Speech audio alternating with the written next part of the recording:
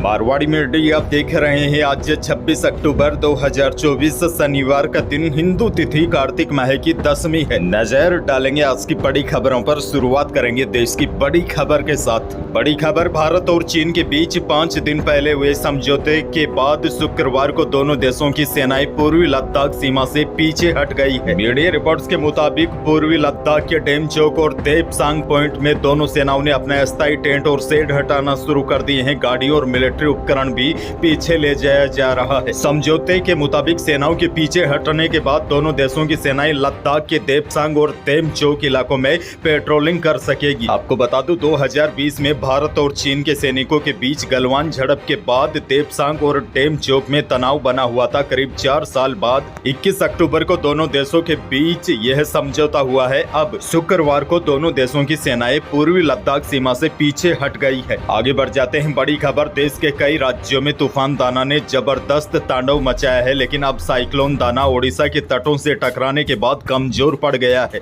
अब इस तूफान का खतरा टल गया है, इसीलिए फ्लाइट और ट्रेनें वापस शुरू की गई है। वैसे आपको बता दूं, इस तूफान का असर 7 राज्यों में दिखाई दिया।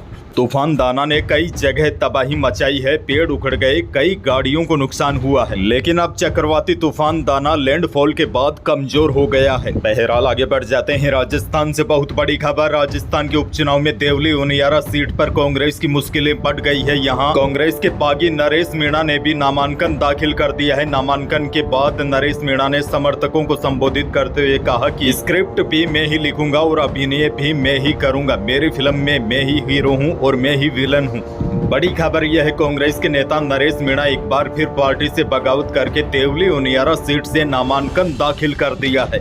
एक और बड़ी खबर, राजस्थान में जैसे जैसे उपचुनाव की तारीख नजदीक आ रही है, वैसे वैसे नेताओं की एक दूसरे पर बयानबाजी बढ़ती जा रही है। अब ताजा बयान खींवसर में बीजेपी नेता ज्योति मिर्धा का सामने आया है, जहां उन्होंने हनुमान बेनीवाल की पत्नी को टिकट मिलने पर सियासी तंज कसा। ज्योति मिर्धा ने कहा, यह पहले परिवारवाद पर बोला करते थे, लेकिन पहले बाई फिर भाई और अब लुगाई को मैदान में उतारा है। लुगाई को टिकट देकर इस बार जहर का घूंट नारायण जी को पिला दिया है। ज्योति मिर्धा ने हनुमान बेनीवाल पर सियासी वार किया है। ज्योति मिर्धा खींवसर में बीजेपी प्रत्याशी रेवताराम डांगा की नामांकन सभा में पहुंची थी। इस सभा में मुख्यमंत्री भजनलाल शर्मा भी पहुंचे थे। एक और बड़ी खबर, खींवसर को राजस्थान की विधानसभा उपचुनाव की 7 सीटों में से सबसे हॉट सीट माना जा रहा है। यहाँ इस बार हनुमान बेनीवाल की साख दांव पर है। उधर कांग्रेस भी अपना खोया जनाधार वापस पाने का प्रयास करेगी। उधर भाजपा ने भी शुक्रवार को पूरी ताकत झोंक दी है। और बड़ी खबर यह है, रालोपा प्रमुख हनुमान बेनीवाल ने नामांकन सभा में भाजपा नेता भागीरथ डोडी समेत पार्टी ज्वाइन करने वालों को दुपट्टा पहनाकर स्वागत किया। आगे बढ़ेंगे। एक और बड़ी खबर, मुंबई में एनसीपी नेता बाबा सिद्दीकी की हत्या में अनमोल बिश्नोई का नाम सामने आया था। अब राष्ट्रीय सुरक्षा एजेंसी ने अनमोल बिश्नोई को मोस्ट वांटेड की लिस्ट में रखते हुए उस पर 10 लाख रुपए का इनाम घोषित कर दिया है। अनमोल बिश्नोई कनाडा और यूएस में बैठकर लॉरेंस गैंग चला रहा है। मीडिया रिपोर्ट्स की माने तो जानकारी में सामने आया है कि अनमोल बाबा सिद्दीकी की हत्या वाले दिन शूटर्स के संपर्क में था। एएनआई ने अनमोल को कुख्यात अपराधी माना है, जिसके बाद उस पर 10 लाख रुपए का इनाम घोषित किया है। दरअसल आपको बता दूं, अनमोल बिश्नोई गुजरात की साबरमती जेल में बंद लॉरेंस बिश्नोई का भाई है। पंजाब के फजिल्का निवासी अनमोल बिश्नोई का नाम सिद्धू मूसेवाला की हत्या में भी सामने आया था। अनमोल बिश्नोई का दूसरा नाम भानु है। एक और बड़ी खबर, राजधानी जयपुर पहुंचे भजन सम्राट अनूप जलोटा ने बॉलीवुड सुपरस्टार सलमान खान को बिश्नोई समाज के मंदिर में जाकर माफी मांगने की नसीहत दी है। उन्होंने कहा कि सलमान खान का हिरण शिकार मामले में क्षमा मांगना बहुत जरूरी है। एक और बड़ी खबर, 11 साल बाद जयपुर एयरपोर्ट के टर्मिनल 1 पर फिर से रौनक लौटने वाली है। आज यानी कि शनिवार को मुख्यमंत्री भजनलाल शर्मा जयपुर एयरपोर्ट के टर्मिनल 1 का उद्घाटन करेंगे। इसके बाद कम से कम 11 सालों के बाद टर्मिनल 1 पर रात 2:10 पर इंटरनेशनल फ्लाइट की लैंडिंग होगी। दरअसल आपकी जानकारी के लिए बता दूं, 16 जुलाई 2013 के दिन जयपुर एयरपोर्ट के टर्मिनल 1 को आम जनता के लिए पूरी तरीके से बंद कर दिया था। एक और बड़ी खबर, राजस्थान लोक सेवा आयोग ने राजस्व अधिकारी ग्रेड 2 और अधिशासी अधिकारी ग्रेड 4 भर्ती परीक्षा 2022 को रद्द कर दिया था। एसओजी की ओर से दी गई रिपोर्ट में आरपीएससी ने माना था कि भर्ती परीक्षा में नकल हुई थी। अब बड़ी अपडेट यह है, शुक्रवार दोपहर बाद एग्जाम की नई तारीख भी घोषित कर दी गई है। अब यह एग्जाम 23 मार्च 2025 को होगा। आगे बढ़ते हैं। भजनलाल सरकार ने व्यापारियों को बड़ा तोहफा दिया है। दिवाली पर रियायती बिजली से बाजार रोशन होंगे। 25 किलोवाट से अधिक के अस्थायी बिजली कनेक्शन पर सामान्य दर ही लगेगी, यानी कि यह घरेलू श्रेणी की सामान्य दर से ही व्यापारियों को भुगतान करना होगा। आमतौर पर अस्थायी कनेक्शन में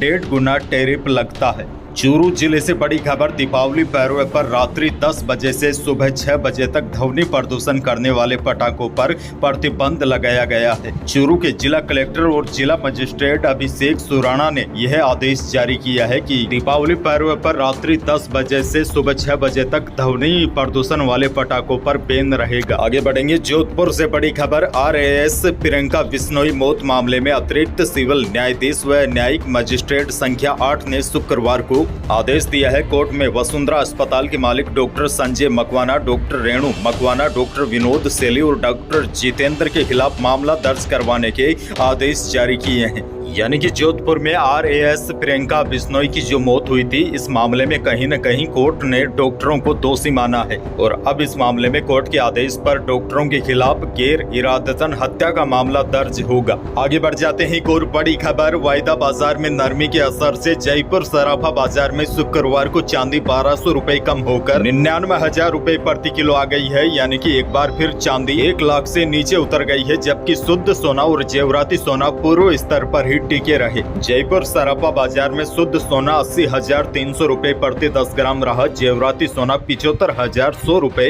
प्रति 10 ग्राम रहा। शुक्रवार को चांदी 1200 रुपए टूटकर 99,000 रुपए प्रति किलो पर आ गई। अच्छा, मंडियों के भाव की बात करें तो कल बीकानेर की मंडियों में इसबगोल के भाव में हल्का सा उछाल आया है। नोखा की मंडी में इसबगोल अधिकतम 14,240 रुपए बिकी है और बीकानेर की मंडियों में मोट का भाव अधिकतम 5,000 रुपए रहा और गंवार का भाव रहा अधिकतम 7700 रुपए और नई मूंगफली का भाव रहा अधिकतम 6200 रुपए। तिल का भाव रहा 9,800 रुपए प्रति क्विंटल। खैर आगे बढ़ते हैं और मौसम से जुड़ी बड़ी अपडेट है। मौसम में अभी कोई भी बदलाव नहीं है। राजस्थान में लोकल स्तर पर तापमान कम ज्यादा हो रहे हैं। वैसे अब लगभग पूरे प्रदेश में गुलाबी सर्दी ने भी दस्तक दे दी है। सुबह का तापमान कुछ ज्यादा रहता है पर रातें ठंडी हो गई है और मौसम विभाग के ताजा अपडेट के अनुसार आने वाले 3-4 दिन यानी कि लगभग 28 से 29 अक्टूबर तक मौसम साफ रहेगा। राजस्थान के अधिकतर जिलों में मौसम शुष्क रहेगा, चाहे वो पूर्वी राजस्थान हो या पश्चिमी राजस्थान।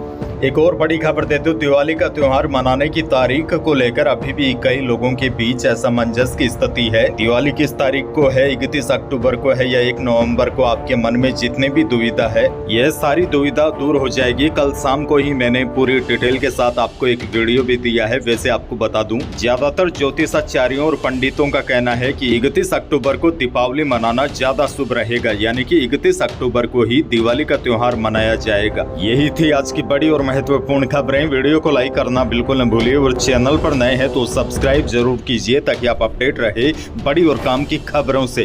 धन्यवाद।